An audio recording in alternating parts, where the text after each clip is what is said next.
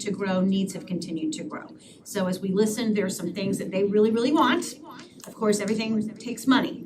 In addition, in order to accomplish growth, we are proposing some additional support type positions. But those are all things that are strictly proposals at this point. And this is really an opportunity for the board to give us direction in what do you think our priorities should be in the upcoming school year. So with that, I will turn it over to Sarah and Jose, our wonderful finance team. Good afternoon. As Dr. Pace mentioned, we would love to have a state budget today, but we will see what tonight holds. So, what we've put together for you is a lot of information about where we are in the current year and FTE projections going forward, how we're planning on balancing what we've done so far this year since the original approved budget, and then starting to plan for next year. So starting with FTE, you can see on slide 3, you can see our regular FTE historical growth chart. Still running at an average of a little over 3% year over year. Obviously, you know, the last couple of years with COVID, we had that slight reduction and then the big boom. The other thing that you'll notice here, the big jump in the 21-22 year is the expansion of the voucher program. So we do have all those family empowerment scholarship kids, which were not in the FEFP last year and now are. So that's a little bit of a change in what's included in our district-wide budget. One of the interesting factors about the Family Empowerment Scholarship that has been observed really across the state is that many of the families qualifying for Family Empowerment Scholarship have never been in our public K-12 schools. A lot of them are either incoming kindergarten students whose parents are taking advantage of that scholarship opportunity to have them in a private school. They're formerly homeschooled students, those types of things. So it's not like everybody's leaving us to go there in high numbers, but it is still impacting both the district and the state budget. So essentially, we see the monies come in through the FTE dollars, right? So it looks like we're getting the money, but in reality, it goes right back out to fund the scholarship program. Exactly. That's correct. Hey, Sarah. Yes. Hey, thank you so much. I'm assuming you're in communication with other school districts as well. Have you heard how this is affecting them? Do you have like an average number of, I guess, students that are using this? So maybe we can start creating some trends. We are looking at statewide numbers and in touch with other school districts. Sorry, there's a little bit of an echo, so it's hard to hear you, but I think I got your question. There's not necessarily an average number, but I was going to make the point that for the 22-23 projection in here, the state has forecasted for the expansion of the voucher program. So we are seeing that. I do know that several other districts had requested additional growth above and beyond what the state forecast models. My understanding is that they were initially entertaining potentially bumping up those numbers, but then they were subsequently denied. So when our internal staff did our growth projection for next year, we were pretty comfortable with the high end model from DOE. So that's what we've gone with here. So it remains to be seen if we will exceed that with our own internal growth, charter growth, and voucher expansion. But as we always do, we will hold back a certain percentage of our budget until we see where those children really end up. Ms. Castillo, I'm not sure if I fully answered your question. You did. Thank you so much. Okay. Okay, so moving on to slide 4, same total numbers but broken down by program. And you can see the trends over time. We've discussed before specifically our ESOL and severe ESE student population. We had seen those kind of declining. We are starting to see that ramp back up again, but we're going to continue to dig into those numbers and make sure we're not missing anything there in terms of additional funding opportunities for services that we really are providing. The next slide, slide 5, again, same totals, but this time. I'm sorry, real quick. Yeah. If you can update that slide in the future, now that voter empowerment is there, I would like to see how much of that FTE is actually the FEP scholarship itself too. Is there a way to So do that? that's actually on the next slide. On the next slide. Yeah, not broken down by program number, but we can provide that Yeah, information as because well. that way I know with the, Just when we say 4% growth, and really is it just 2% growth, if we just deduct out the amount of money dedicated to the scholarship. Can you also, when you start looking at these ESEs and ESOLs where they're kind of going down, can you see what our percentages are compared to just pick another 5-district orange? Because this, we have looked at that as in the past. Mr. Hamlin says, that it's proved out, this is where we're losing money. Particularly in the ESE high-end funding, 254s and 255s. So I've really been pushing Ms. DeLuca and Ms. Overton, and they've done some great work over the last couple of weeks and months about looking at those program matrices, looking at the training that we're providing for our our ESE compliance specialists to ensure that we are accurately capturing the level of service that we're providing so that we're earning the dollars that should be going toward that. And I was actually with several of the finance officers last week, and we did have some conversation about this as well, just in terms of making sure that all that the identification and the documentation is all getting done at the beginning of the year prior to survey week. Because I'm not sure how much of that's happening here, but I know in some other districts that was a concern that it's happening after that October survey period, and so they aren't being identified for their full program weighting.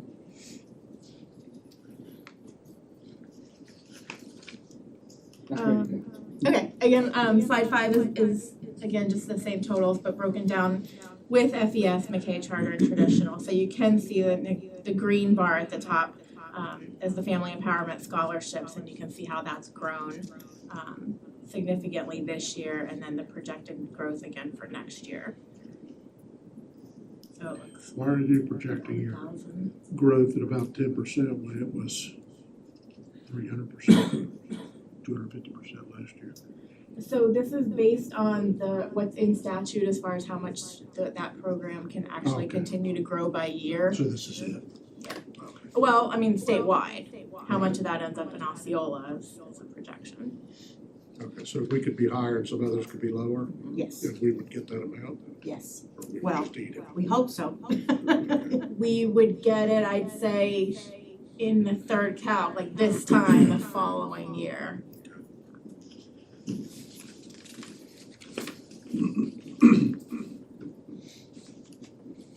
Well, I mean, we wouldn't necessarily get it, it would be the in and out that we're seeing right now. So slide 6 on our FTE growth, this just shows you those breakdowns compared to the current year in a little bit more detail, and you can see the actual numbers and the percentages here. When is the third calc? Because the first calc is October. The second calc is. So as far as the FEF, you have the FEFP calculations, and then you have the actual FTE survey counts. So the first calculation, or what they call a conference report, is what comes out of the legislative session. So that's what we are hoping to see by midnight tonight if they don't extend session. So that would be the first FEFP calculation, or the conference report. Oh, see, I didn't realize there were two, because maybe I was getting confused, because I thought they based the FEFP off the FTE. So I thought they looked at our FTE counts, and I thought there was two of them, October and November. There are. October and February. There are. So October and February. the first FEFP calculation is based off of projected FTE. Oh, so it's not an actual audit of a physical audit of actually Correct. So looking because at it's before the year ever starts. So what we're talking about where we are today, what will come out of the legislative session will be based on this projected FTE. So no physical student counts yet in terms of how many kids will be in our schools next year. So that projected one is considered the third calc, or is it considered the first calc? So this projected FTE will go into the first calc, which comes out at the end of session, March or May if it's a later session. Then the second calc comes out in July. No change to FTE, but that's once the tax roll is finalized. And that's when they do So the that's millage that's the only adjustment in the second calculation. Then you have the third calc will come out typically in January, and that's when you'll have the actual October student count incorporated. So the third calc is when you have your true head count from October. And you're right in that the survey in October is considered survey 2, And then the payment that comes out of that, the adjustment for that in December, January is called the third calc. Then in February, we have survey 3, and then That feeds into the fourth calc. So those are surveys, so I got the surveys and calcs confused. So surveys are, I'm just want to get the right terminology. Yep, so right. head So counts, surveys there's October really and February. the October survey 2, February's survey 3. And then those feed into the following FEFP calculations as far as how the funding other flows. surveys based on what happens, say for example, in the fall, we do survey 5, which is updating where we are in terms of after we get our advanced placement, our industry certification, our IB test results in, and those adjustments come in then. So how many surveys are there now, Mr. Thorne? There's 9 K-12 surveys. 9. Jeez. Man. There's SES, there's McKay.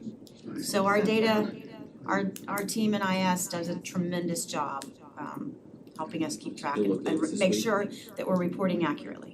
After tonight, you'll update us this week after tonight's, Oh, absolutely, as soon as we have a budget. okay, It will go out to everyone. okay. Mr. Horner is in Tallahassee on your behalf. He's not sure we're gonna get to a K-12 budget yet. That's a toss up right now. Okay.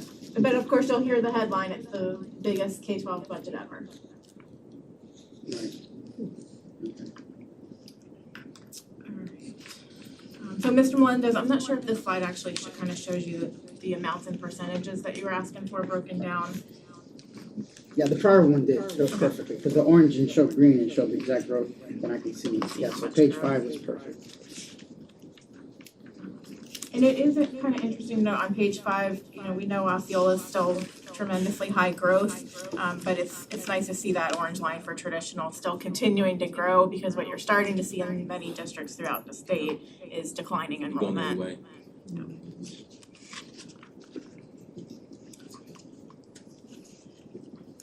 So slide 7, we wanted to talk a little bit about what happened in the third calculation this year, and I think we've had these conversations previously. But statewide, we were 44,500 students, or FTE, over the projection for the year. And so what happened this year, this was because of the voucher expansion program for the Family Empowerment Scholarships.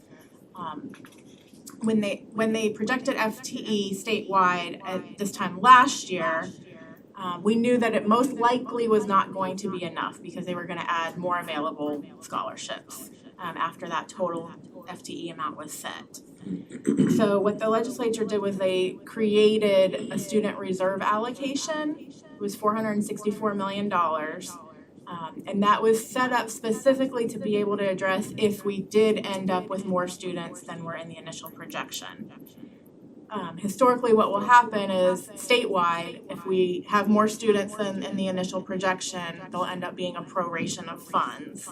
And so this year, because of the voucher expansion, they knew they didn't necessarily want that to happen, so that money was set aside. We did come in, like I said, 44,000 FTE over, so that student reserve allocation was tapped into, but unfortunately, due to some other components in the law, they were not able to use it to the full extent possible. So there are some fixes, some discussions, and some fixes happening right now, and we are hoping that we will see those additional funds flow into the districts. My understanding, the latest I heard as of today, is that we're hoping some of that may be seen in the fourth calculation, but that remains to be seen. So, the amount per voucher did increase over the prior year and over what was projected for this year in the initial budget. So some of what we've seen in the third calculation is an increase in the actual amount going out per voucher. As I mentioned, the student reserve allocation was set up $484 million, and 186 of it was what was initially used to date. So there are the funds available there to tap into further. And then our per student funding reduction statewide was $52.82. For Osceola, it was $38.74. We had a big increase in our transportation funding. So it kind of offset some of that impact for us.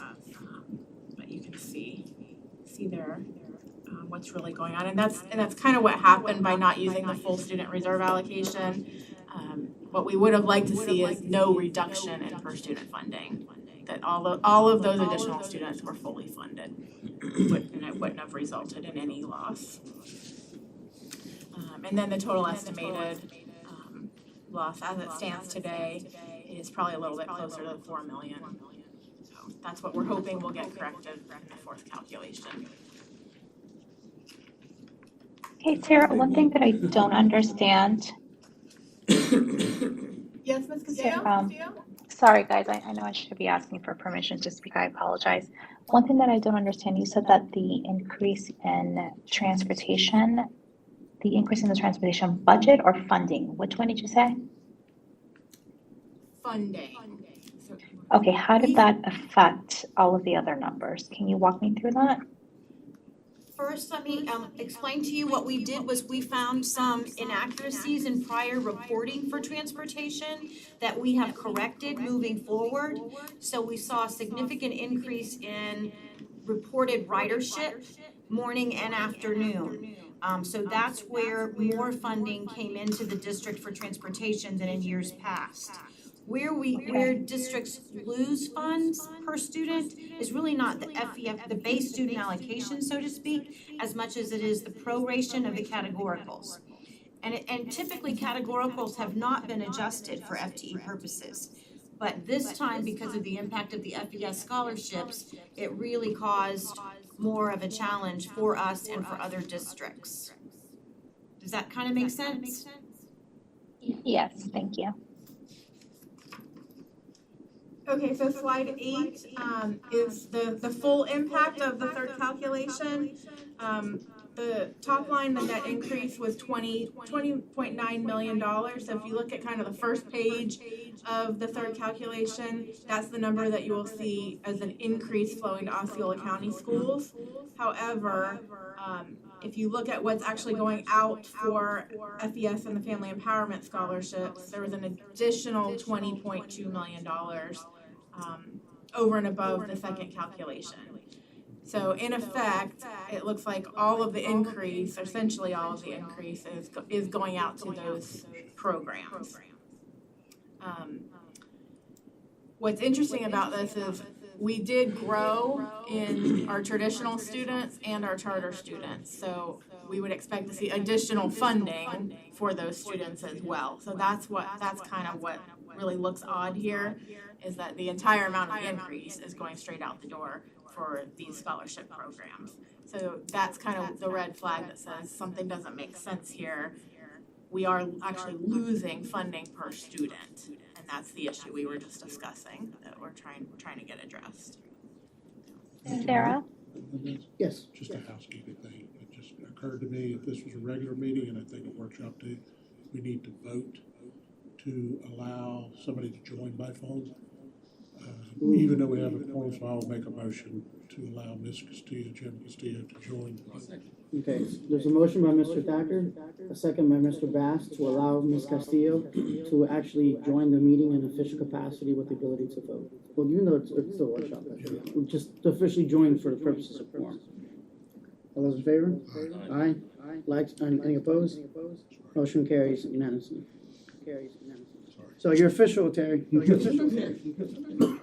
Incidentally, I have some questions. You're recognized, Terry. I mean, Ms. Okay. Castillo, I'm sorry. Thank you. No, you can call me Terry, it's fine. So workshop, meeting, Ms. Castillo. Can you walk me through, Sarah, how it is that it came to pass that we are automatically dispersing all of the growth specifically to outside of the districts? I guess I'm asking, is there a formula? Is there a mandate? Is there a memo that says we have to distribute all this out? I think we may have started this conversation, but I don't think I actually got the answer. Yes, so there are many formulas as far as the McKay Family Empowerment Scholarship. So those amounts are set, that 20,196,000, that amount is specifically set in the calculation itself. How and was that? How did it come to state pass? provides those dollars in the form of those scholarships. So that's Okay, not so anything that we are that's- calculating in here internally. Oh, so that those monies came in specifically as McKay and FES growth, and therefore they're going out that way. Yes. Am I getting that correctly? Yes. Got it. Okay, And- understood. And those students are being funded at the original amount for all the categoricals, like Dr. Pace had mentioned. So they get the base student allocation, but then all the categorical amounts that were set in the conference report and the second calculation, those voucher programs are not being prorated at all. Whereas what happened in the third calculation is all of the categoricals, like instructional materials, SAI, etc., they were all prorated, which resulted in that $52 per student reduction. So that Okay. hit is essentially falling to the bottom line in our traditional and our charter students. So the issue isn't necessarily that the growth went specifically to McKay and other scholarships because that money was already assigned to them. The issue is that there was a prorate Yes. for our district students that hit in the third calculation, and that's what caused the difference. Is that correct? That's a huge part of it. One other piece is, remember I said that the actual amount of those scholarships increased? So what you see in just the change between the second calc and the third calc, you're also seeing that reflected is in the second calc, the FES and McKay scholarship amounts were actually understated. So that's playing into this as well. I know it gets a little complicated because there's multiple things at play, but that is part of why it seems like the majority of that money is all going straight out the door. It's not simply apples to apples from the second calc to the third calc. There were other things changing at the same time. For example, Yeah, I'm trying to understand it because this is an issue that I think we might want to discuss, through our lobbyists and maybe even through FSBA, but I really need to make sure that we understand what the actual issue is before we figure out what a solution might be, because this happens quite often, right? No, this is actually the first time this has Change in happened. But the change in the calculation, though. So normally what would happen, like I said, if statewide we were over the projection, normally there would be a proration. But it would hit all students across the board. Because this whole family empowerment scholarship thing is still fairly new, I think there's a lot of things that are being sort of figured out as we go, and as they're identified as problems or issues or inequities between students, we are trying to address that, and the legislature is on board now trying to understand, at least recognizing what the issues are and working through the potential fixes. But to Ms. Castillo's point, when we go to LA next year, we're always saying compression every year. I think that needs to be a new priority to let them know that, treat everyone with the same playing field. If you're gonna prorate everyone. If you're not gonna not prorate everyone and use the full student reserve allocation. So I don't wanna be on an unequal playing field, so to speak. And there may or may not be a student reserve allocation going forward.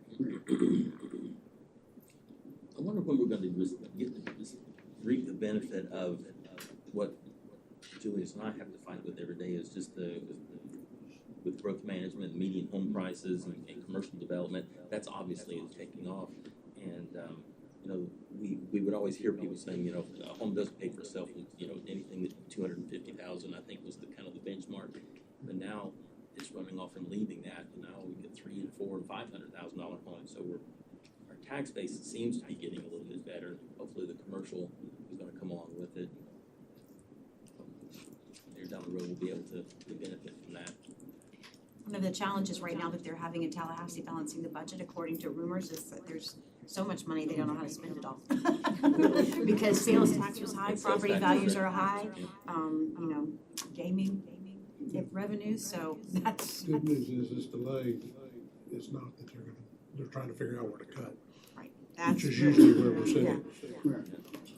I think they're trying to figure out putting parents first, and that's money. Right. Now, I was gonna mention within the regular board meeting, when I just went up to Tallahassee now, I did speak with the Senator Broxson, and he was saying that, because the Senate side, not the House side, acknowledged that $15 an hour for all employees, because they wanted it for all government state employees.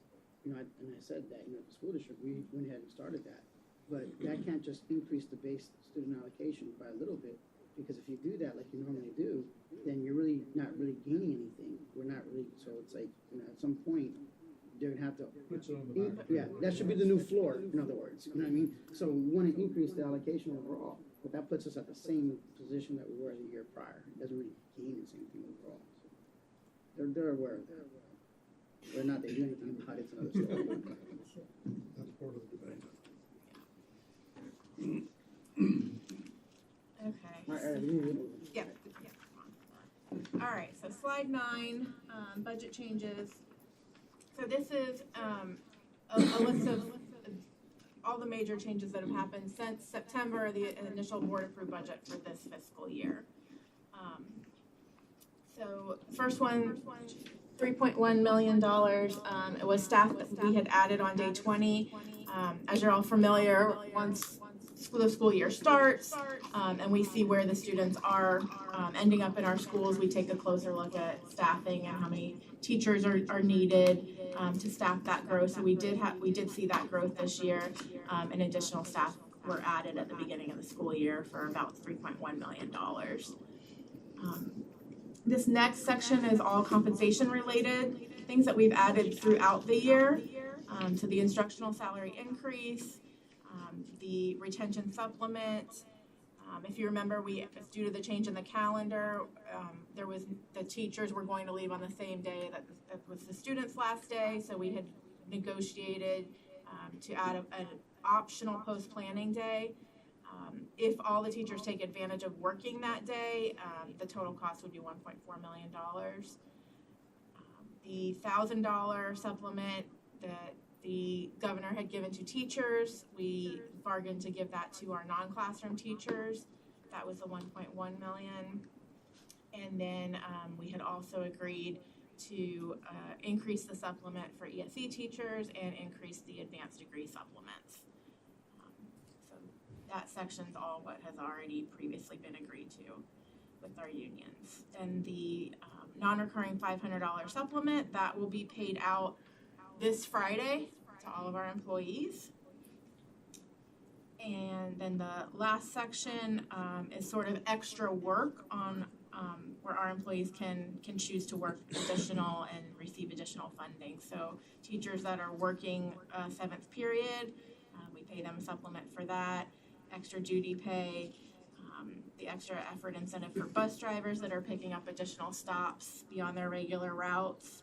And then we also had done some contracted transportation to try and cover additional routes as well. What's extra duty? What's an example?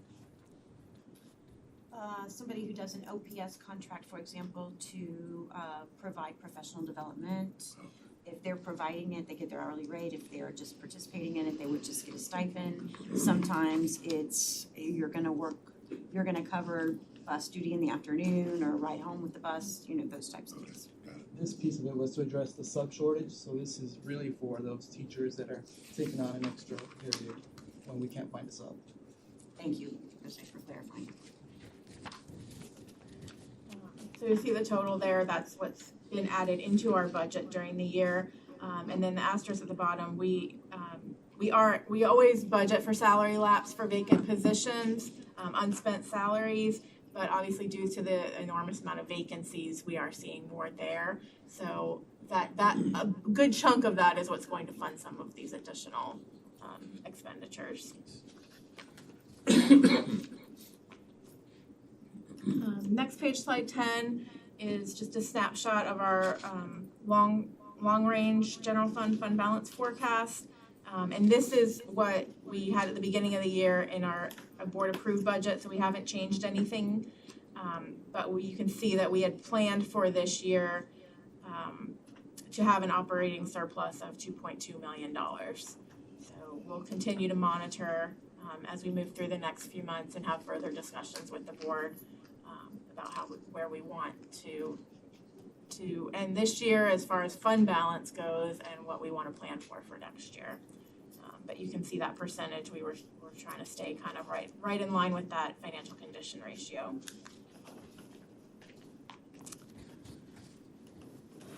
slide 11 was just the House and the Senate key components of their budget proposals as of a week ago.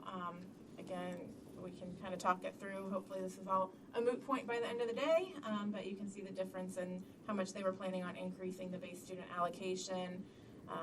As Mr. Melendez mentioned, the Senate did have more going into the base, but with a requirement to increase the minimum salary to $15 an hour.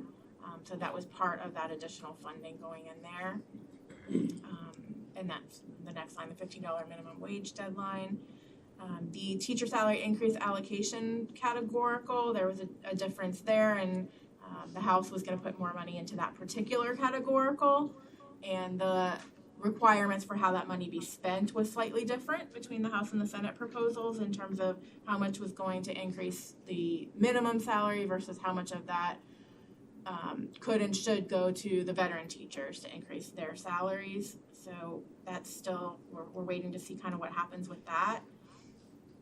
And the House did have $100 million set aside to continue the student reserve allocation concept for next year. We're not sure where that's going to land, so that's still pending. And then, of course, the Putting Parents First, $200 million that was proposed by the House, and we'll see if that ends up happening or not.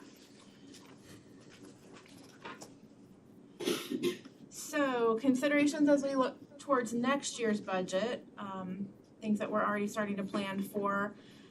We are continuing to grow, so the projected instructional allocations for growth is going to add up to about $3.5 million. And we'll hold back some of that until day 20 where we see where the students really show up. Support staff model revisions, we can talk through a little bit later, but testing coordinators, campus monitors, and cafeteria monitors that we have talked about adding would total $2.8 million. These are things that again came from our conversations with the principal focus group of what they really, really want. An elementary school to have a testing coordinator at every school. Currently they do not have them, only our middle K-8s and high schools have a testing coordinator. It does look like the legislation is passing that would require the progress monitoring 3 times a year. The last time would actually be like the end of the year culminating assessment. Larger high schools requested a second campus monitor to help provide student safety and help with discipline, coverage, checking bathrooms, gates, those types of things. And then our largest elementary schools really wanted that second cafeteria monitor to support lunch duty stuff. You guys added the first one in the fall based on input from the elementary school principals, and they're really looking for, especially in our larger schools, that second help. Second extra head of hands. I noticed though, we didn't include the bus monitors, because I remember we did an amendment to the year's budget or something like that. So moving forward, because remember we, I think it was Mr. Bass that had mentioned the need for more bus monitors as well. Is that rolled into the next budget to sustain it? We are still in discussion with transportation about what the needs are for bus attendants, but certainly that'll be something that we work toward planning as we move forward. Yeah, because I would say, just because we're in the planning stage, I would plan for it to be there. Because I think from the board direction we had last time, we believe in bus attendants. Okay. Now, whether or not they agree to it, then we could take it out, and it's extra money that we save.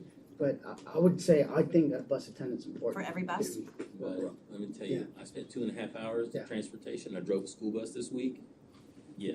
It definitely needs it. And maybe we could find out later who's the easiest bus or who has the best. I don't want to sit there and say that publicly, like which route is like the nicest kids, but you know, I'm pretty sure.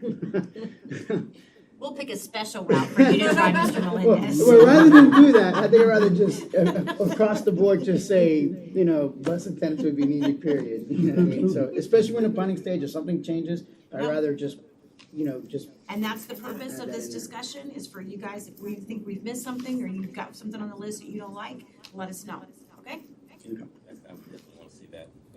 Okay. We will cost out adding that. In addition to these support staff additions, the testing coordinators, campus monitors, cafeteria monitors, we did make some changes to the models themselves, expanding for some of our larger schools to get additional positions, as well as kind of tweaking the ranges. And the total cost of changing the models was about $2.5 million as well, so that's baked in here. Then in addition to that, the instructional retention supplement for next year, we have in here, these are, again, further compensation, expenses, the minimum wage increase, which you all passed last board meeting, and then the non-recurring supplements for next year. These are things that have already either been negotiated or, for example, the minimum wage piece we're going to the table on Thursday with OCEA. We also have some additional considerations down at the bottom, but we don't have dollar amounts specifically for yet, but the FRS rates will increase. Again, there's a discrepancy right there right now until session ends when we'll see what the FRS rates are agreed to, but we know they will be increasing. We are planning on budgeting a holdback for the voucher impact until we really see if the categorical proration gets corrected and how the dollars related to the vouchers really play out. We will hold back some to make sure we don't end up in this situation again next year. SRO costs, there may be a slight increase in how much we have to pay for SROs. The three agencies would like a 5% increase over what we're currently paying based on salary increases that they have pledged to their employees. They really wanted 7. I wanted 3. They said, we settled on 5. So we'll go ahead and bake that into the budget. And then there is a claims bill pending, and I have not heard any further update on that yet. Is that where the maximum payout is at 200, currently 250, or is that something? Claims bill's above that, above and beyond. Yeah. And it's a big one. $3.5 million plus Legal fees. So, and we're not sure exactly when or how that would hit. My understanding is that they take that directly out of our state funding. So I'm not sure if that would happen in next fiscal year, but definitely keeping that on the radar. So that's actually all for the general fund or operating fund, unless you guys have any other questions. We were just gonna move into some of the other funds. Debt service, we haven't issued any new debt. We just continue to make our payment, our annual service payments. So paying down both our costs and our sales tax bonds. We did recently have an upgrade from Fitch Ratings, so that was encouraging. Typically we see kind of everything hold steady, and that's good news, so it's kind of extra good news to see the upgrade. And just wanted to stress the importance of how they look at how we're managing our finances and make sure we continue to monitor that fund balance strategically. And again, the half-cent or quarter-cent that potentially could sunset, that's gonna be, we've talked about that, that'll be paid down. But if it passes through, then we can then go back and bond again. We could potentially, yes, then we would have the opportunity if we wanted to bond to front some of that money for larger projects on the front end, we could do that. But yeah, the tax that's currently scheduled to sunset, the county's penny and our quarter penny, all of the debt that's tied into that funding source will be paid off by the time that tax sunsets. Okay. Yeah, so there's no leftover balances. Right. Each category. They won't let you do They that. won't let you run it Right. past the collection date. I'm hoping it passes, we can then fire up the grill again, you know? Because even not just for bonding, just to have extra money Just to have there extra too. money. Yeah. $15 million is a lot of money Yes, sir. every year. Slide 15, it just shows you the total amount of debt still outstanding and our payments by year. And then we'll move into capital projects fund. Wanted to talk about our revenue forecast. So good news, as we've mentioned before, revenues are flowing in above and beyond the forecast for this year. So we are seeing that here locally as well. Our impact fees, we had budgeted for this year $70 million, and in the first 6 months of the year, we've already collected 54.8. So we talk about this every month with our business advisory board, and I think it's probably time to go ahead and adjust that, both for this year and as we look at building our 5-year plan going forward. But our crystal ball is still a little bit cloudy because we don't know with fuel prices and what's going on overseas. I mean, I don't know what's going to happen with new construction. I mean, I'm anticipating it to continue on. All the forecast models are showing that, but who knew what we would go with, That gas would be higher than it's Yeah. ever been. yes, and it's gonna be at $5, over the summer. Now, what's our balance? Because this is just the revenue, not the overall balance, right? Because those are older, you know what the total balance is like right now? We do have that information, I can look it up for you. It might It's in our be- business it's- advisory board packet. Okay, Yeah. all right, we'll leave it up I there. wanna say it's north of $200 million, but I can pull that up. It's in our, yeah, we've gotten that question, so we started adding it into our monthly business advisory board packet.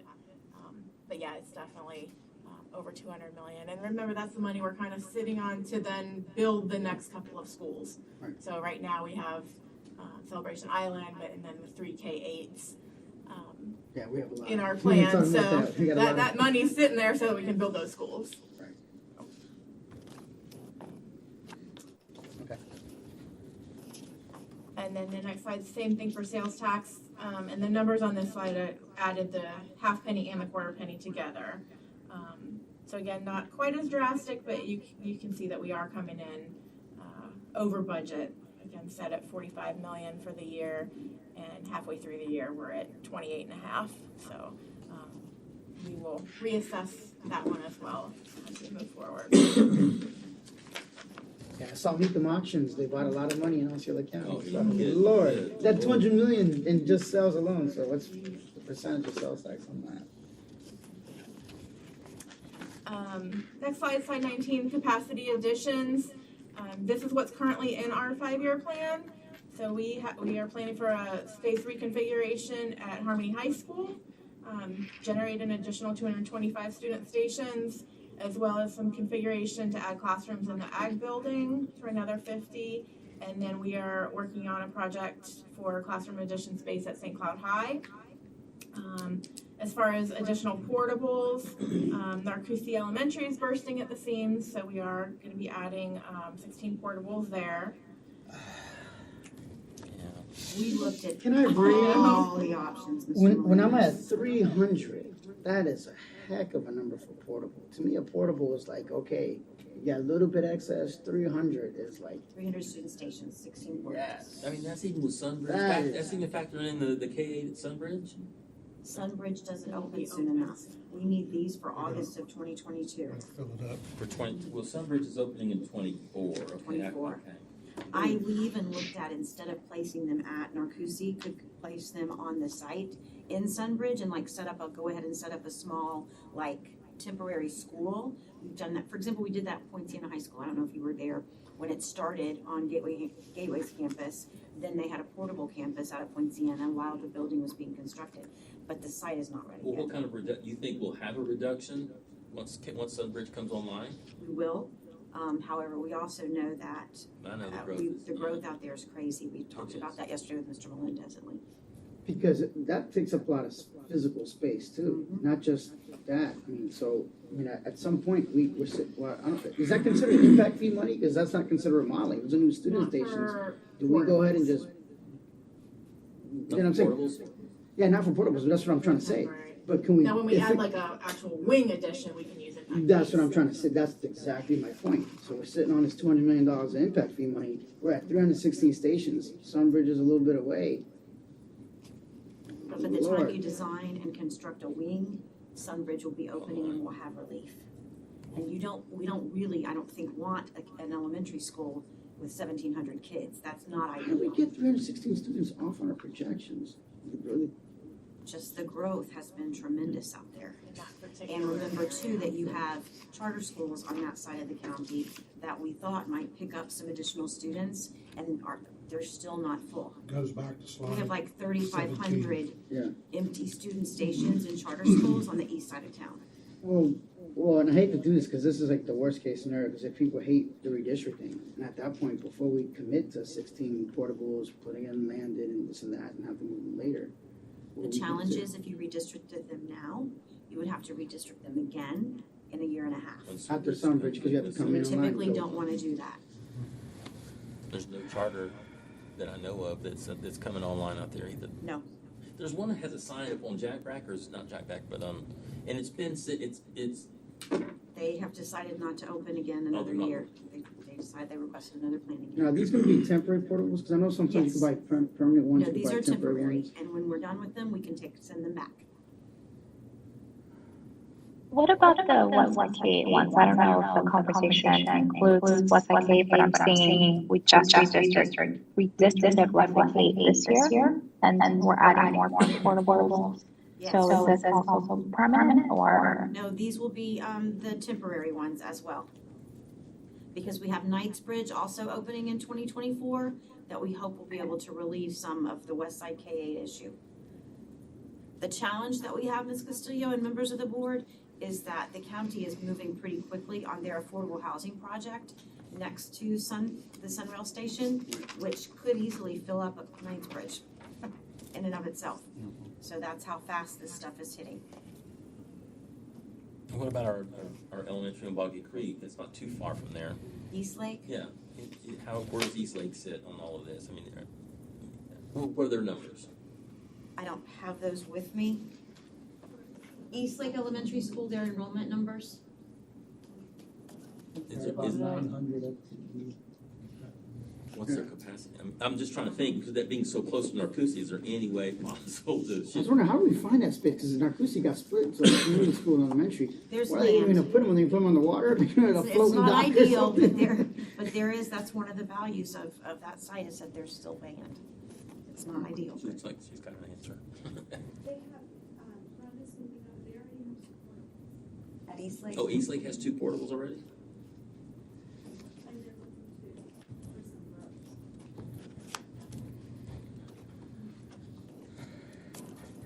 We gotta start building the schools a little bit quicker, man. We know they're coming, Lord.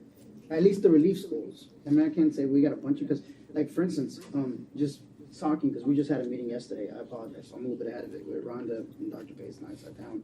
And we talked about, like, the whole board, because I kept looking at schools individually. I wanted to see the whole map. Like, Sunbridge has 3 K8s, Kindred and Toll, are both. But Kindred and Toll are so close to each other. Right. You know what I mean? So why, get the land, don't get me wrong, but don't build it yet. You know what I mean? So we gotta prioritize when to build. So maybe we put, if Kindred isn't, whatever the K8's filling up, if it's not bursting through the seams, maybe we still take title to Kindred to hold it, but build the school, Sunbridge faster. You know what I mean? Because I don't think Sunbridge was. The Sunbridge site's not ready. Because it's near the canal, it's near the water. Yeah, there's a canal they got to go across. Dr. Tate, Eastlake, 948, and have one. All right, we'll talk about that later. I don't have a long workshop, but I guess that's something that we're gonna have to work out. So that's another question is, okay, not just the site selection, but, which ones can go the fastest and what are the limitations for each one? So that's another board meeting all to itself. Now, you said Sunbridge is planned opening August 24th. Are you, I know that you can't, like you said, you can't get to it. Are they anticipating any delays? No, That's we're on factoring in track. the delay? Mhm. Okay. And we can't, Sunbridge hasn't been built out yet, though. That's only part of it. Is there no way that we can choose another site that would be more friendly for development to get it ready? You said the site selection is by a canal. Is there like another site that we can select that? There was a tremendous amount of planning that went into that and negotiation between Tavistock, the school district, and Osceola County's planning department in terms of arterial roads, green space, all of those types of things. So I don't think that's an option. Rhonda? Because they're only building the northern piece now, and then as they come down more south, then the next school becomes available, and then at the further southern piece, there'll be a third one. So they're just building in phases. So right now, they've done their 55 plus, and then they're going into traditional, and then they'll come down and build more 55 plus, more traditional. So it is the only site available, and they actually bumped that site up. It wasn't supposed to be available until 2027. So we put the request in, and the earliest they could get to it because of the road and the community with South Florida. This was the absolute earliest we could get in there and access the site. Yeah, plus the utilities got to catch on it too, so that's why it's phases, right? They just can't, hey, we like the school in phase 3, you haven't built it yet, but then you got to run all the. And the access, the bridge is currently under construction to gain access to that site. And we meet monthly with Tavistock to coordinate the neighborhood B, which is the first neighborhood that gets built out, beyond the 55 plus, and the group that's doing the road work and the access to the site. All right, so I guess I'll refer back to Mr. Bass. He says, okay, well, based on all those conditions, does August 2024 look like a viable timeline? Yes. Yes. Yes. Mr. Allen? No, I just wanted Dr. to Allen, add sorry. that, we've been working very closely together in terms of the Narcousie Elementary and Narcousie Middle. With the addition of the portables and hopefully a reconfiguration of Narcousie Middle, some classroom, provide some additional classroom space, we think that we can hold on for 2 years until Sunbridge opens. Okay, temporary. As long as we realize that, I don't want to establish the precedent that 16 portables is No, okay. I- I guess that's the whole beat that, hey, 16 portables, temporary, I could live with that, but if we didn't have Sunbridge coming, Right. I'm like, let's build a wing. Let's spend a little bit more money and, 16, it's like, that's portable city. Absolutely, we understand. I did pull the numbers for you, Mr. Williams. Our impact fees, we're around 232 million currently, and budgeted balance is 204. So that's just for the current year. Obviously, that 200 million is planned for these next couple of K-8s. Thank you. And then as the revenue flows in over the next couple of years, then that'll kind of be banked for the next school, et cetera. Perfect, thank you. Anything else on slide 20? I mean, we know Celebration Island is planned to open in 2023. That'll be our next new school opening. And as we move into these new schools, obviously the addition of support staff will get baked into our operational budgets for each of these years. And then Knightsbridge and Sunbridge for 2024, and Kindred has been pushed out a year to 2025, and we'll still continue to monitor that one. Slide 21, other capital funding considerations. I've just gone ahead and listed on here sort of some of the other things as we work on updating and building the 5-year capital plan going forward. I just wanted to refresh your memory of some of the things we have going on and maybe get some feedback if there's anything that you all would like to see funded differently. Obviously, the transportation sites we've added into our budget for the East and West. We've talked about that. As far as school bus replacements, we did go ahead and increase that budget this year, and we will continue with that funding. That is an area that with the quarter penny, we would like to continue being able to fund those school bus replacements at a faster cycle. We're gonna step that up, did we do that this year? We did.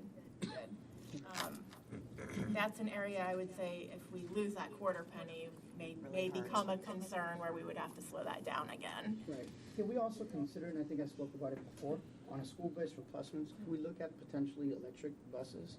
And if there's grants out there to help do that, because at some point, I would like to go that route. And I know it's a little more believe that Mr. expensive. Creech has looked into some of those options. I don't know that. Yeah.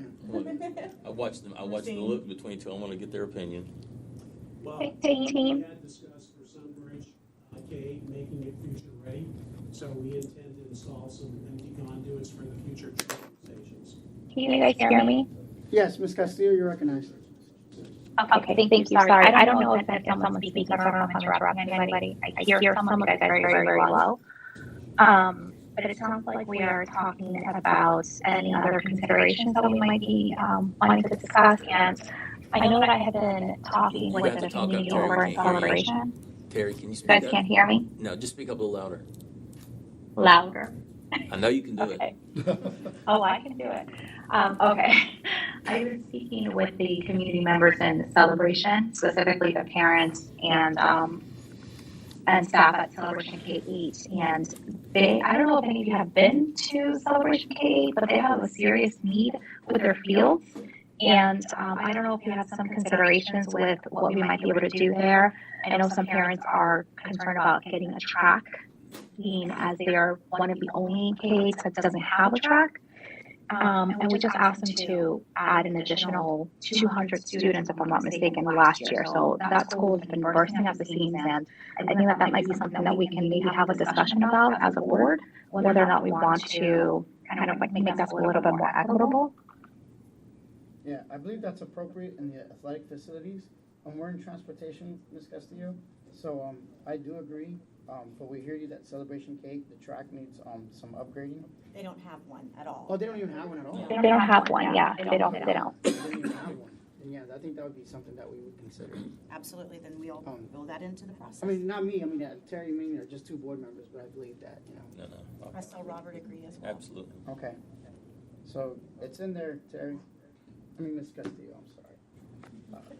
I apologize. Okay. Mark, I had a question. It's not really applicable to this, but it just light went off. When we build the Transportation East, is there a bus wash incorporated into that facility? Yes, it is included in the scope, it's written into the RFQ. Oh, it is, okay, yeah, so it would be a full. Okay. Okay. Sarah? Yeah, just going on White Fleet along with school bus replacements, we do budget a certain amount for White Fleet, each year, so that's again something that we kind of look to the quarter penny for. Trying to keep that focused on transportation, and athletics and technology, so a lot of things listed on this slide, are sales tax funded. As far as technology infrastructure, computers, since we've implemented one-to-one, we do need to continue ensuring that we fully fund that initiative moving forward. So that will be baked into our capital budget. Safety and security, we have security lobby projects, which we've started on. Want to continue making sure we make our way all the way through that list for all of our schools. Several of them have been grant funded based on the funds that we do receive for our educational facilities grants, and then we're making up the difference with our sales tax dollars for those secure lobby projects. The DAS radios is also a significant expense that we are going to need to look at phasing in over multiple years. And then, of course, athletic facilities and our enterprise resource planning. I know we have talked about going ahead and starting to set money aside for the next several years. So that's one thing I did want a little bit of board direction on is we are ensuring that we keep enough money so that we're planning for that. I don't personally feel the need, I don't know if we need to appropriate those dollars every year or if we just need to ensure that we have a plan to make sure that they will be there. I like the idea of appropriating like minimal amount where you don't get too aggressive, because the other thing that I spoke with Dr. Pace about too was that because other school districts have done ERP changes and it can get scary. At some point, we may need to have like a third-party consultant, you know, that's a bigger company, you know, because I trust our IT department, don't get me wrong. But sometimes it's nice to have, I would agree with you. You know, an expert that kind of comes in there and makes sure that helps you through the rollout. You know what I mean? Because he's got 10,000 things to do already on his plate. You know what I mean? We got so many things that we have to get going, especially with one-to-one and all the reportings with the district. Now we got 3 calculations or 3 testing progress monitoring. He's got to do so much stuff on his plate that's why I think at this point we almost have to appropriate it. But if you're worried about appropriating too much, maybe we can allocate a higher amount but then appropriate like half. But at some point we have to kind of pre-fund it because it's coming. Yeah. No, we can't keep kicking it down the road. At some point, we're gonna have to make the adjustment. And then because then an appropriation can go and pre-fund the consultant to make sure that we're rolling it out right. Yeah, I mean, we're talking probably 25 million range, so. Easily. Yeah. Easily. So what I was thinking is like about 5 million a year for the next 5 years is kind of what we would want to start setting aside. Yeah, because then we don't have to start at the fully fund. We don't have to wait till we're 25 million in. If we want to start rolling that out on year 2, but now we've already had some funds in the kitty, and that way you can kind of get it started. You know, so if it's going to be 25 million total package, you can kind of phase out the spend of that money. So. Okay, so we will make sure we start adding that in.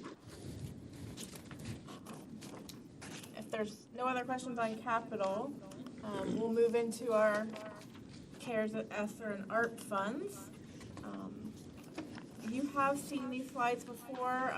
This is part of the update in January, and there hasn't been a lot of additional expenditures to report as of the time that we produce this. So slide 23 again gives you an idea of the total amount of the grant awards that we have coming in. And then the next couple of slides show kind of the high level categories of where we are spending those dollars. So CARES ESSER 1 is pretty much all expended with the exception of some of the charter and private schools we're just trying to wrap up. So you can see a good chunk of that went to technology for the computer purchases, software and curriculum support.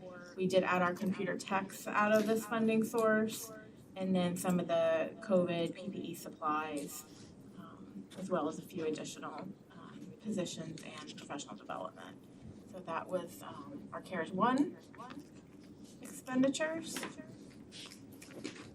Then you have ESSER 2, which we're in the process of spending down right now. Again, a large chunk for technology to implement the one-to-one initiative, curriculum support, remediation. We do have COVID medical and COVID leave costs that we're charging here, some more PPE, and then you can see some of the other smaller initiatives. As we continue to spend down ESSER 2, then we start getting into the American Recovery Plan dollars. This budget is still sitting at the state for approval. They're starting to work their way through the first round of district approvals. However, we have gone ahead and started spending the things that we know, such as the textbook adoption, technology support salaries, things that are not controversial that we know will ultimately be approved. We are starting to go ahead and spend those. Is it projected to be $105 million? ESSER 3 alone? On page 23, it shows that's not cumulative of 1, 2, and 3, right? No, that's its own 3 column. alone. Yeah. Does it look like we're really gonna get it? The dollar amount we will get. Then we'll go back and forth on what can we spend it on. Because we've only spent 11 so far. We're talking about the ERP system. We can throw the ERP system under there. Well, but we won't spend that in time within the grant period. Oh, because the grant just means you get it. You have to begin spending it. Remember, that's one of the reasons why you talked as a board about protecting that fund balance, because in 2024, there is the proverbial funding cliff when all of a sudden these dollars go away. Right. So that's the other piece it is. As we think about positions coming out of these funds, we have to recognize that in 2 or 3 years, those positions go away if we don't have a plan to sustain them. Maybe we hire the consultant first or something like that. Maybe there's something that we can do. I'm just thinking, hey, you use it or lose it, so to speak, you know what I mean? And so, just something to consider, just. Yep. Okay.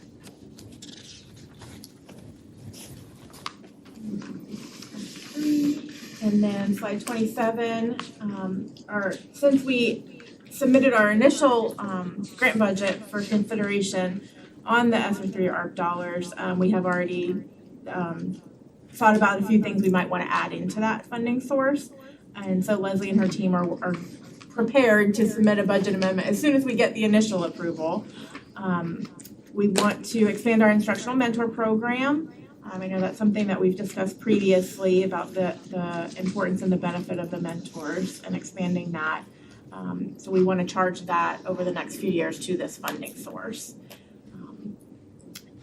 Also, the additional counselors for our elementary schools, we are going to go ahead and fund that out of this as well. If we can move those again just temporarily for the time period that we do have these dollars available to us. These positions had been funded out of title, but we want to make sure that we're not in a supplanting mode, because some schools already get them out of their own Title I dollars. So this is like for our largest non-title schools.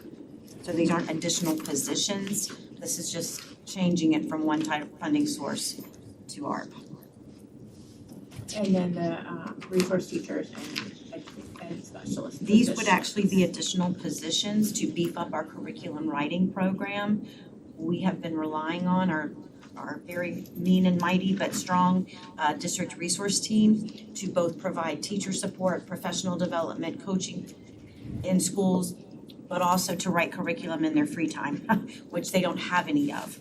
So this would then develop a team that's designated for curriculum writing that will also still provide professional development, support to schools, but really have a focus on strengthening and reviewing those curriculum unit plans on a regular basis. We continue to get a lot of positive feedback from teachers for the depth in which those have been developed.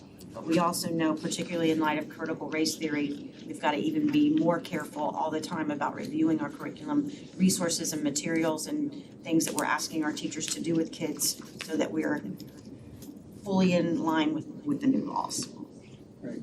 I guess my last thing was, I remember HVAC was a big one in the budget. I don't see it here. We were supposed to like replace some of the HVAC for the air quality, because that counted towards, their There were still allowance. two HVAC projects, I believe, in the ARP fund. I know that was something the board was mixed in terms of whether you wanted us to use these dollars for those types of capital improvements or not, since we have the sales tax funds available specifically for that type of maintenance and renovation. Yeah, because I was just looking at the ESSER 3, there was such a big gap, and there's a time frame. I was just thinking, instead of always using our recurring dollars, what are the things that we can kind of get, kind of like a wish list? And that was one of the allowed expenditures. Yes, it So it's is. not like, hey, we're trying to stretch the law, like, hey, maybe HVAC systems No. don't fit in. And plus that saves us on operational dollars, because we get a new HVAC system that's running more efficient, Right. we can save more Well, if money. that is something a majority of the board wants us to build back in, we can certainly do a budget amendment for that. I think we currently have 3 through all of these funding sources, but you're not seeing them listed on the slides because we haven't actually spent that money yet.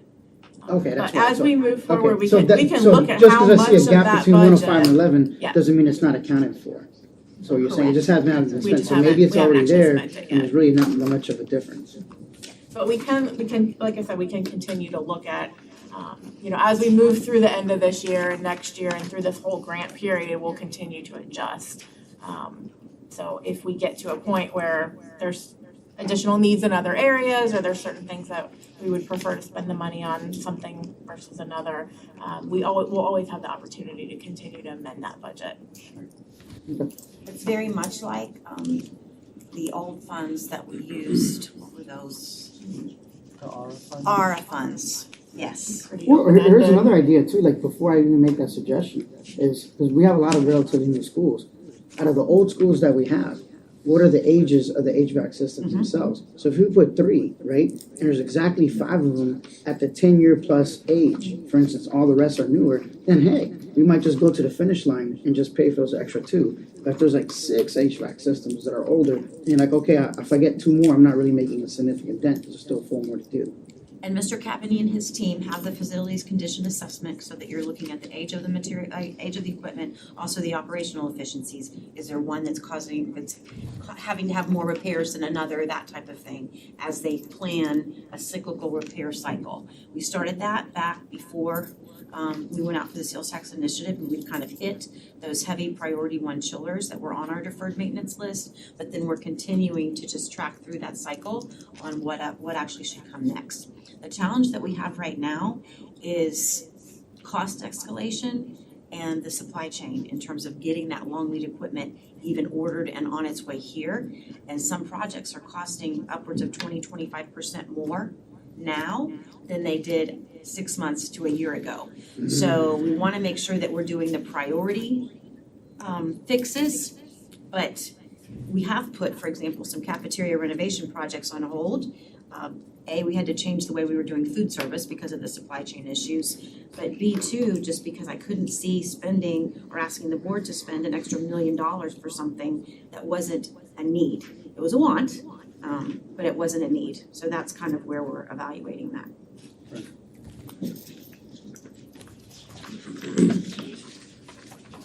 Next is the Health Trust Fund, and I just kind of put one slide in here. I know we canceled our health board workshop that was scheduled actually for today to reschedule the budget workshop.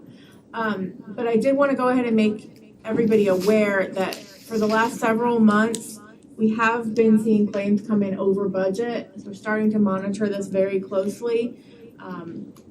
As you all know, we went through several years of having to put additional funds into the health fund to keep it afloat. And with the implementation of our new program, we were able to kind of bend that cost curve and stop that bleeding. But we are keeping a very close eye. I want to make sure we don't end up back in that situation again. So you can kind of see here what's going on with our claims. What's the driver, do we know? We have looked into that and we have the whole team kind of digging into the data. A big component of this has to do with the COVID time period. And how much, we're looking at utilization in addition to the cost, because how much of it was people deferring care, not going to the doctor in the beginning of the pandemic. And then what was kind of that time period where things either stabilized, got back to normal, or where we see a big backlog now starting to hit.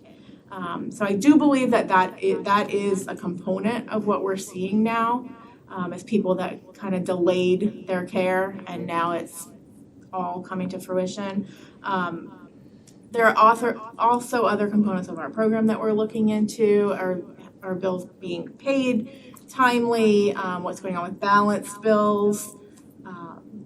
We have a whole slew of Advent bills that, we're trying to make sure they work their way through the system. So I think there's a lot of multiple things that play in these numbers, but we are definitely digging into the details and the why behind it is obviously the most important question. Do we think we're capturing all of the claims? I'm sorry, Ms. Castillo, you go ahead. No, go ahead, you were already speaking. I saw something in the news feed today that said that Pasco has like $11 million in COVID-related claims. We've only charged less than $3 million back to the ESSER funds. I'm wondering if we've fully captured those expenses or not. We probably haven't yet. Because we're about the same size. Yep, we probably haven't yet. The 2-point-something million was through last June 30th. I know for the first quarter of this fiscal year, so July through September, we were a little over $500,000, I think, which we've gone ahead and charged to our ESSER dollars. So that there's probably another million plus, so that's been incurred so far in that area. So that would get us up closer to 4 or 5 and continuing to grow. But yeah, I was kind of shocked when I saw Pasco's 11. I don't think we're anywhere close to that. Ms. Castillo? Thank you. Sarah, just with regards to figuring out what the cause is, how would you know? Are you asking the patient why they delayed, based on the procedures they're getting, why they delayed it? And I'm only asking so that we can anticipate if this is going to be an issue that we have to contend with temporarily or not. So how will you know what the result of that is, why we have such high claims? So we have our advisors and our healthcare consultant who actually are digging into the claims data itself and looking at the detail behind what the claims data is telling us. So it's not necessarily asking an individual, did you defer your care? But they can make those assumptions based on what they see coming in as far as historical claims on that individual, what types of issues are happening. That's how we identify what's COVID related, but really looking at the trend analysis and the details behind the data of the claims themselves. And do you have a deadline as to by when they should have this information for you? It's ongoing. Lauren and I had a call with them about 2 weeks ago to really start digging into this conversation. Had some good discussion, and they are pulling tons of data for us. So that piece of it will continue to be ongoing. All right. Good, Ms. Castillo? All right. Yeah, I'm good. I guess in trying to make sure to figure out the reason why we have an increase, if this is an ongoing conversation, then and you're not really getting numbers reported back to you within a specific time frame, I guess I'm trying to figure out how we will know what the real cause is if we don't have like a specific time for the information to be reported back. Well, I just meant as time goes on, we continue to look at the claims. That's all I meant. Not that there's not, a timeline for what the historical claims look like, but this, what I mean by ongoing is we're always looking at all the new claims coming in as well. Well, then I guess to her point then, at the next the next workshop that we have, maybe it's like a blue sheet. I mean, like we don't talk about the whole thing. They just kind of give us an up-to-date on if some of those underlying causes. They don't have to say the number one cause. Informational these item. are, Yeah, just kinda like. No, I absolutely think this is a conversation for our next healthcare workshop, which I believe is scheduled for May. Well, I think we're getting to be a little bit of an older population too. I remember talking with Tammy one time, and I think you had told me, I was just curious on how many people that are employed with the district have 30 years under their belt, and the number was like 1,000, like 900 and something, between 25 and 30. You looked it up, so it's I know as we get older, We don't we think people. I'm just saying things happen, you know. I mean, we just. Lauren, I was gonna ask you, Lauren, was there anything else we had in that conversation that stood out to you that maybe I didn't share? No, but for Dr. Case's comparison with Pasco, we have better contracts now with our hospital providers in the area. Point lowers our overall cost for COVID expenses. I just feel like a lot of our employees delayed care about that hip replacement, the knee replacement that they were supposed to have during the COVID and are now going. And the health center is doing a better job of finding the diabetics and getting them on medication, getting them maybe to see their endocrinologist. There's a lot of referrals to help take better care of our employees.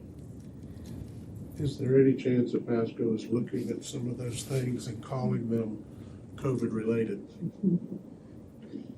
And sliding them into the, We haven't even had a chance to have discussion about it any further, other than just the news feed today, so. And we get, Lauren, I'm not sure if you know, I mean, when we ask for what are COVID claims, aren't there specific medical codes? So We usually specific ICD-10 codes as well as any vaccination or prescriptions that have any collaboration from Integra and then from the health center, anything that's from the health center, like vitamin D that we're in the COVID tests and whatnot from. I get what we're doing. I'll follow up with I'm them. wondering what others might be doing. Yes, I will follow up with them and ask how. I get a lot of the Central Florida risk managers in the area for a discussion, so I'll ask them what they're doing to report. I know Orange has more. Okay, so for purposes of time, we'll go ahead and just really emphasize that at the next health workshop by itself, so. I hate to move it along, but we got a lot more material to cover, so. Actually, last slide is just the budget timeline. Obviously, today we're having our planning workshop, initial kickoff discussions for, as we start to build next year's budget. And the end of the legislative session is scheduled for this Friday, so everybody keep your fingers crossed. And then as we move forward, June 21st is our scheduled board workshop, when we'll see the first draft budget for the general and capital funds. And Sarah and Jose will have individual conversations with all of you from the time the state budget comes out until that particular workshop, so it won't be a surprise to you. The highlighted lines are your board meetings, so July 12th then is when we will present the tentative budget for all funds. Is that when you read that thing? I can hardly wait. You can do it this year. Trim those. And then our two required public hearings are scheduled for August 2nd, and then the final on September 6th. And obviously staff will do all the required filings after that.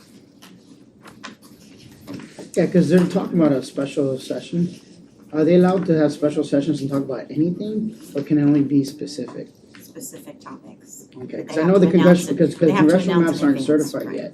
But they can announce. They're gonna have, They can announce anything. I mean, But they do have to say ahead of time what it is that's gonna be Yeah. covered. okay, so they can't just like sneak in something on the special session. We had a few handouts, and obviously we can have discussion on anything else that you guys wanna make sure we're considering. But just so you know what's in front of you, we did hand out the FEFP funding comparison for the third calc. So this just shows you what we discussed before, and you can see the increase in our FTE, which again was in the slides we discussed at the beginning of the workshop. The additional funding coming in. Line 26 is where you can see that bump up in transportation. So you can see that was a large component of the increase. And then lines 38 and 39 will show you where the student reserve allocation was used. So you can see that our district specifically received $4.8 million from that student reserve allocation that would have otherwise been prorated. And that's where we're saying we're probably about $4 million short. So we would have expected that to be closer to about 8.8 million. That's the fix that we're working on. And then obviously down to the bottom, that's the 20.9 million net increase and the reduction in per student funding of $38.74 for our district. The other handouts, the kind of horizontal one, there were some questions from the board previously about with the going to the $15 minimum wage. How many of our support staff were already at 15 and kind of how many people got what percentage increase in order to get them up to 15. So that's what this is the detail of all the salary levels and how many of our employees were at each salary level. On the left-hand side, you can see the number of employees that were already at, is this the already at 15? Yes, at or above. Yeah, at or above. And huge thank you to Jose for pulling all this detail together. So yeah, on the left-hand side, you can see who was already at or above the $15 an hour and that they'll be receiving the 30 cents an hour increase. And then on the right-hand side, you can see everybody that was not at $15 an hour and the percentage increase that they'll be receiving in order to get them up to the 15. And then the rest of this packet actually gives you all the detail by specific hourly rate. 4 schools coming online within the next 3 years, right? Mm-hmm. So how many employees are we gonna have to add in the next 3 years to fill those schools? On that, just approximate. Typically for an elementary K-8, isn't the support model a little over $1 million for the support model? And then the instructional positions that are added would typically be generated by student growth. So you're getting the additional students, so that pays for the teachers. But there is the operational overhead of another principal in the district, another Right. cafeteria manager, another head custodian. That's when we talk about support models, that's what we're talking about. Yeah, and then one thing that we spoke about also on the phone, just for transparency purposes, maybe we may talk about it at the board meeting itself, because it's more than just direction, so I got to really think about it. Because to me, when I envision it, and I went back and forth with Sarah, it got a little bit confusing, so I said, you know what, let me think about it a different way. Let's pretend that we're starting a school district from scratch, right? And $15 an hour is the new floor. Because technically, we compressed 30 cents and this and that, Right. because we don't have only so much money. You know what I mean? We can only do what we can. And I felt that, or the board felt that, hey, $15 an hour should be the minimum, you know? But I do agree that then it kind of puts everyone else in a little bit of a bind, because they've been here for a long time. So I want to be able to look at the whole picture and say, okay, let's pretend we started a school district from scratch, $15 an hour. And then look at what the percentage increase is for each position after that, based on level of responsibility, supervisory roles, and et cetera, right? Let's say that increases the budget $30 million. That's kind of a little high, right? We can't afford to just pay an extra $30 million recurring. But then I wanted to kind of look at these categoricals by a number of employees in each salary category, right? And then increasing them little by little, like say a 3-year strategic plan, and say, okay, everybody from 15 to 17, you're first in line to get your true adjustment. Not just 30 cents increase, but an adjustment to what it should be, you know? In the year 2, everyone that was like in the second trench, you know, get adjusted. Then like in year 3, get adjusted. So rather than that big sticker shot at first, or having some employees go, okay, man, I'm only making 30 cents more than this person that's making $15 an hour. And I get that. And I just want everyone to acknowledge that. And that's why I think I'll acknowledge it again at the board meeting, because I think that's so important. I want the rest of the public to hear that, because not everyone hears the workshop. But I think that if we as a board look at that, now that's a huge impact. And I mean, that's going to be a big, significant difference in our recurring. But I think the state legislature understands that $15 is going to be a new floor, that their allocations have to adjust to that. And I just think that it's the right thing to do. How we adjust it, how many trenches we want to do, I think that's the part that should be open to discussion, and I'm not married to anything specific. I just came up with an idea, hey, 3 years, let's create 3 different trenches, and let's start at the bottom up. Now, let's get the lower end increasing first, and I think that if we're transparent with that, I think then all the employees can see that, hey, there's a common goal, that there's a reason why that I'm not getting a raise this year. But hey, we promised, that's our goal. Now, if it's our goal, the state of Florida has a catastrophe, things fall apart, then, you know what I'm saying? They can't really point the finger at us. They say, hey, we tried, but, the money's not there. But if the money is there, then I just think that you're gonna have a much more collaborative environment, or cooperative environment. You gotta look at the teachers too, where they up the starting wages there, and we collapse that, we got these people 10 years teaching, making $1,000 more than a first-year teacher or something. Right. So it's a bigger problem than just these guys too. I know that there has been some discussion among the legislation in Tallahassee about the compression issues and about the fact that the $15 an hour for a person in Miami-Dade is very different to a person in Wauchula or Hardy County or Levy County, sometimes like that. So there was some discussion to encourage those making the decisions to provide some flexibility to districts by increasing the BSA, directing us to prioritize it towards salaries, but not necessarily saying everybody has to get to 15, and if you run out of that, you don't have anything for anybody else. So we're hopeful. We'll just have to wait and see as they work through the process. Either today, I haven't gotten an update from Mike since we've been here, so. But the reality is, though, in our situation specifically, without having to compare to other people, we did establish $15 as a floor, and that exists.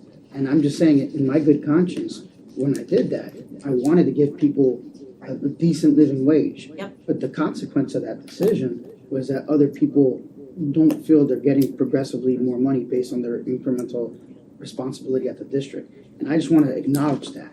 And I want to sit there If I and may, plan that if out. I may interject, Yes, ma'am, Ms. Castillo, you're recognized. thank you so much. This seems like a larger policy conversation because we're always going to have this issue. Every time that we go to the table with a new, with a new, I guess, salary increase, we're always going to have the same conversation, and that conversation happens in the corporate world as well, which is, as Dr. Pace rightly said, it's the compression issue. You're always going to have some people who are going to be close to what has been decided that the organization is going to make the new standard, right? We just went through it in my current organization. I've done this before in other organizations. So perhaps the conversation isn't just individually for this particular case, which of course I think that we should discuss, but I think in general, maybe we need to think about a policy or a mechanism so that when we do raise salaries, we have a mechanism that's already taking care of those people who would be close to that. Does that make sense? Yeah. Yes, we hear you. But I think this is the one that's going to have the most significant increase, because most minimum wage increases happen randomly, but this was a constitutional amendment, and it said, okay, you're going to go to $15 an hour, and it created such a drastic shift. And plus the pandemic and the Great Resignation, it's like everything all hit us all at once. I don't think that's going to really happen again in the future, at least not as sharp. And so, But it does happen though. Like Yeah. I've been through several conversations where we raised salaries of, last year we'll raise the salaries of teachers. We had that conversation. Our veteran teachers were like, okay, cool. Now you have a newcomer who's making about the same amount of money as I am, or whatever. So it's not, this is going to happen again. This happens in every organization that I work with. So what I'm saying is, I think we should definitely have this conversation for sure.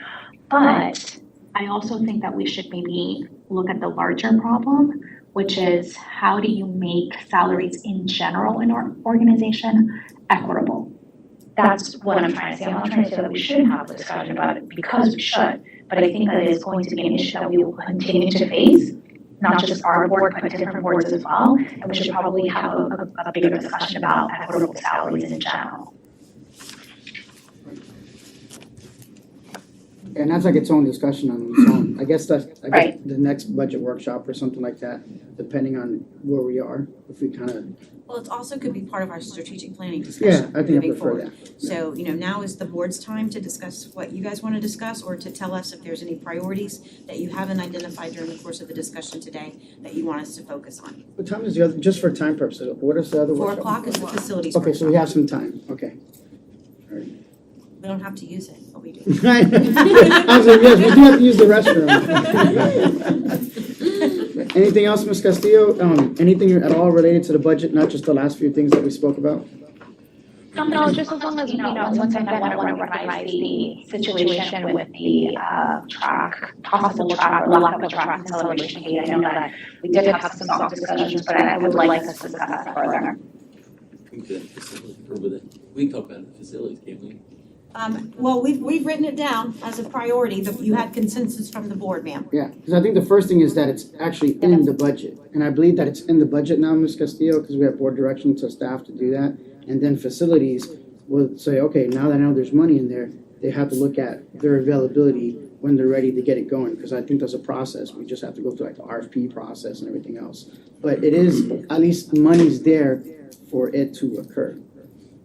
Perfect, and I apologize if I didn't hear that. I had to take a call while, as we were having that discussion, so thank you so much for clearing that up. Yes, ma'am, Ms. Castillo. I don't know if the board's got appetite for this or not, but something we talked about a couple of years ago. And,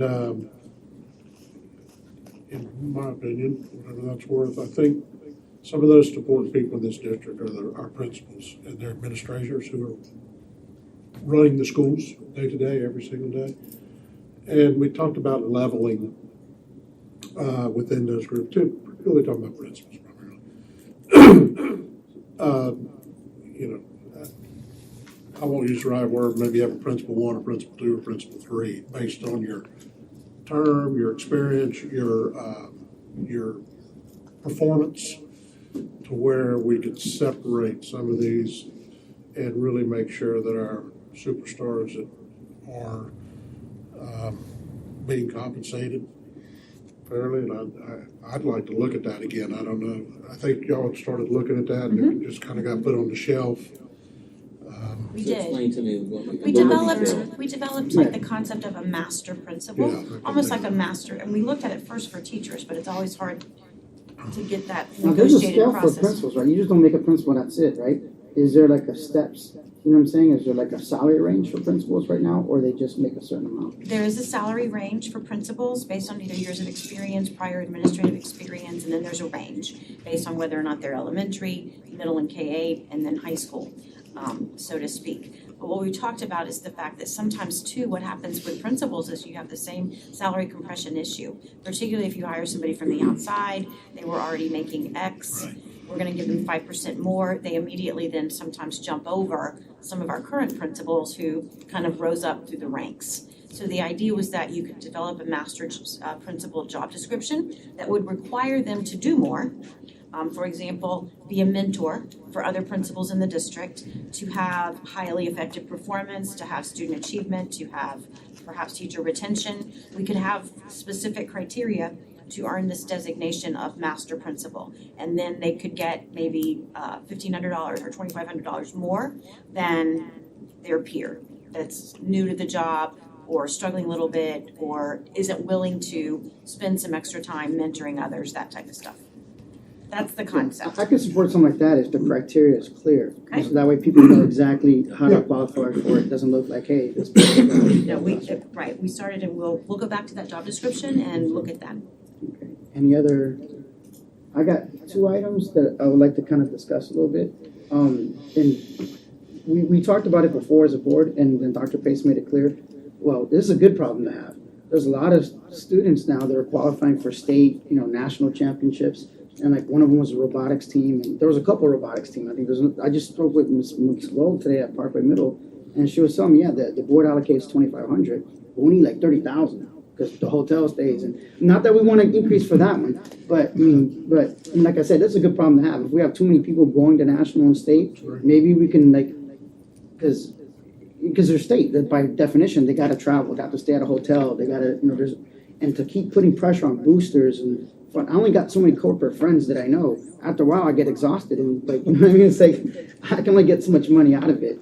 So, Don't we have some money that gets set aside for this already? Yes, when the board developed their policy to establish a marketing program, they said that some of those funds would be dedicated to supporting travel or registrations for state and national competitions. We don't typically, or the board has not typically funded the whole shebang. yeah, and I I don't mean, wanna do the whole thing. Individual, clubs, organizations, teams, do some of that work as well. But then, the board has always done about $2,500 per event typically, depending on the size, to support that travel. And if we out could of look that at what the marketing dollars. average number of ones, and maybe we can like bump it up a little bit, like, I don't know what that total number would look like say we allocate 80,000 a year for that. Can we increase it to like 100,000, kind of seeing like a little bit of a differential in whatever that does per event? Tell you what, I Get can us give you a what we're report. doing? Yep, I can give you a report.